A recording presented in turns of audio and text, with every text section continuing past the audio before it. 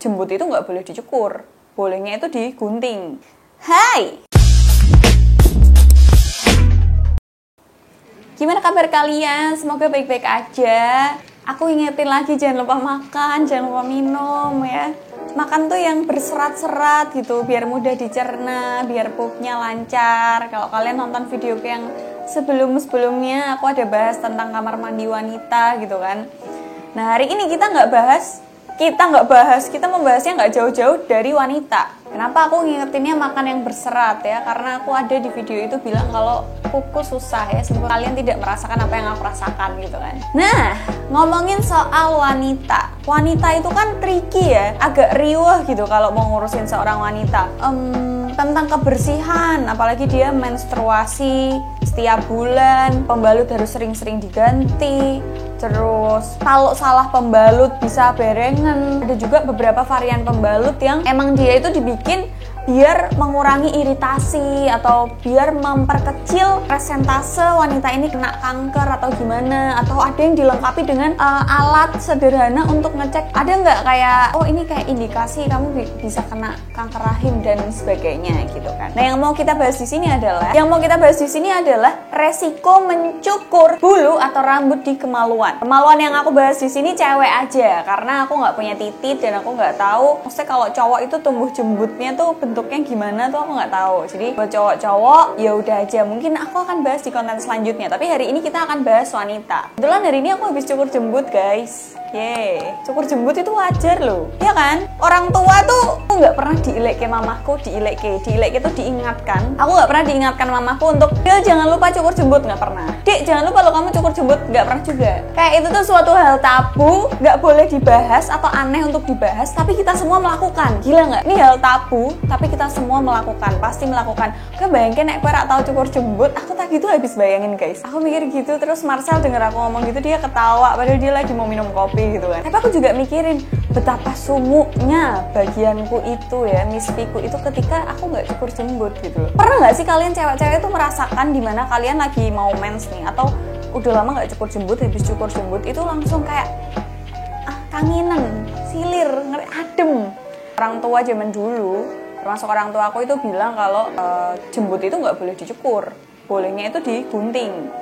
Bude-budeku yang bilang gitu, kalau bulu kemaluan tuh digunting, nggak dicukur pakai cukuran jenggot tuh yang terus cukur habis gitu, enggak. Karena kalau misalnya aku udah pernah bikin video ini tentang dunia percukuran ya, kalau misalnya pas tumbuh tuh kayak jadi gatel, ngerti nggak? Nah itu tuh nggak cuman berlaku di ketika kalian cukur habis rambut kepala atau kumis atau ketek itu kan agak gatel, nah ini juga berlaku di jembut gitu kan. Tapi ini adalah resikonya. Yang pertama itu pasti ada resiko luka. Karena apa? Karena cukuran, entah kalian mencukurnya pakai apapun, kalian pakai gunting pun tuh juga bisa ada resiko luka.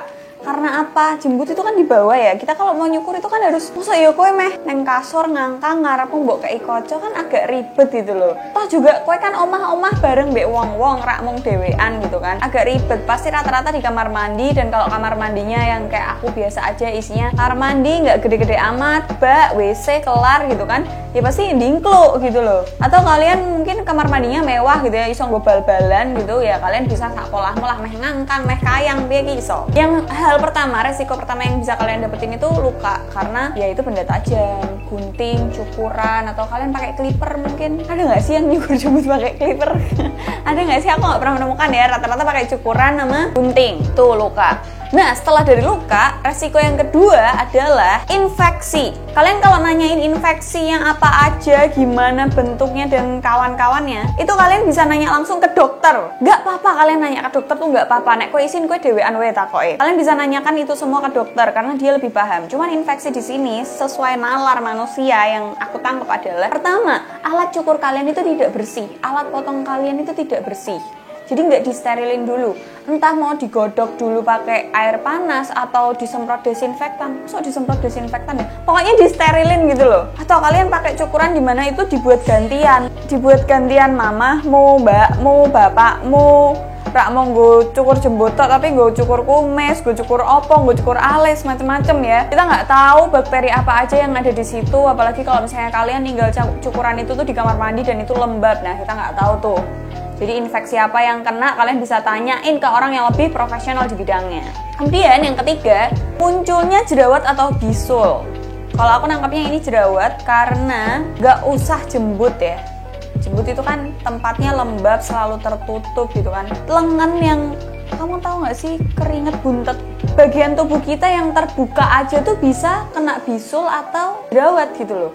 Punggung, bokong, muka, kepala, atau mungkin ada yang jerawatan di sini gitu kan, apalagi area bawah ini gitu, itu bisa juga beresiko untuk timbulnya bisul atau jerawat. Tapi nggak yang segede abses yang sampai melendung, bengkak gitu, enggak. Tapi ada jerawat kecil lah yang bernanah kayak gitu, sama halnya kayak jerawat biasa. Nah itu mungkin lanjutan dari infeksi itu tadi. Mungkin alat cukur kalian nggak bersih, atau kalian celana dalamnya nggak bersih, atau terlalu ketat kemudian lembab, atau kalian jarang pakai celana dalam, atau kalian jarang mencuci celana dalam, atau kalian tipe manusia yang kemproh gilani, amit-amit ya, yang kalau pakai celana dalam tuh hari ini dipakai, besoknya tinggal dibalik ya, atau kue joli-jolan mbek koncomu, macam-macam. Pokoknya kebersihan nih ya nomor satu, karena itu kan area yang jarang dilihat, agak tricky untuk merawatnya gitu kan. Atau kalian pakai celana mungkin keketatan, atau kalian suka garuk-garuk gitu kan, galer kalau cowok. Kalau cewek aku nggak tahu namanya apa, kalian silahkan menciptakan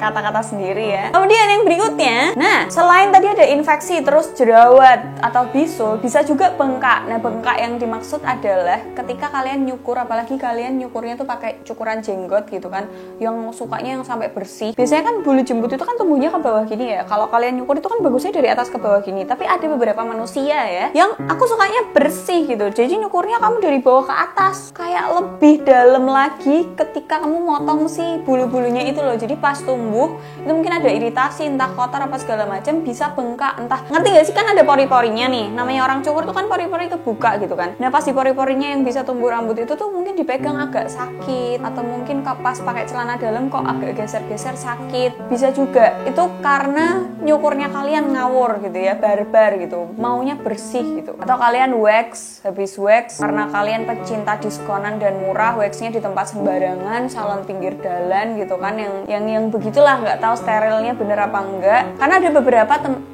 cara mencukur jembut itu, ada wax, ada laser dan lain-lain gitu kan. Kalau emang kalian cukup dengan memotong atau nyukur sendiri dan nggak pernah ada keluhan macam-macam, ya udah. Tapi ada beberapa orang yang memilih untuk pergi ke suatu dokter atau suatu klinik kecantikan hanya untuk sekedar ngerawat Miss V-nya. Jadi dia maunya yang beneran sehat gitu, entah di laser atau di wax. Tapi ya itu tergantung masing-masing dari kalian. Cuman ini resiko-resiko yang bisa kalian dapetin. Nah yang terakhir adalah infeksi menular seksual. Jadi ini kayak penyakit gitu, karena ketika kalian mencukur, ini kalau mencukur sendiri ya, kita nggak tahu kebersihannya gimana, kita nggak tahu ada bakteri apa di alat cukur kalian, kemudian kalian mencukur habis, atau bahkan kalian mencukurnya benar-benar sampai gundul botak gitu kan, kayak alat kelamin anak bayi lagi gitu kan, bener-bener kinyis-kinyis ono bulunya sama sekali. Itu kan pasti pori-pori kebuka. Kalau kalian nyukur ketiak aja itu kan pasti pori-pori kebuka. Terus kalau sesuai iklan-iklannya itu kan setelah pori-pori kebuka jadi kasar atau jadi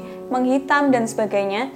Nah, kalau yang di Miss V ini, setelah kalian mencukur dan pori-porinya terbuka, bakteri ini gampang masuk, lebih gampang masuk. Apalagi buat kalian yang melakukan hubungan seksual, sering melakukan hubungan seksual atau bergonta-ganti pasangan, yang kalian tipe manusia atau tipe wanita yang ketemu main, ya udah ayo main, jadi kayak sembarangan gitu loh. Tapi nggak cuman yang sembarangan, buat kalian yang emang udah bersuami itu pun juga bisa jadi, maksudnya bisa jadi resiko, karena mungkin kalian karena udah saking nafsunya, saking pengennya gitu kan, nggak pada mandi dulu terus langsung main, pulang kerja langsung main, habis outbound kemeringat mambu main kayak gitu. Nah itu bisa ada resiko infeksi menular seksual karena kalian tidak menjaga kebersihan, dan pas dicukur itu kan pori-porinya buka. Nah itu bisa bakterinya masuk ke situ.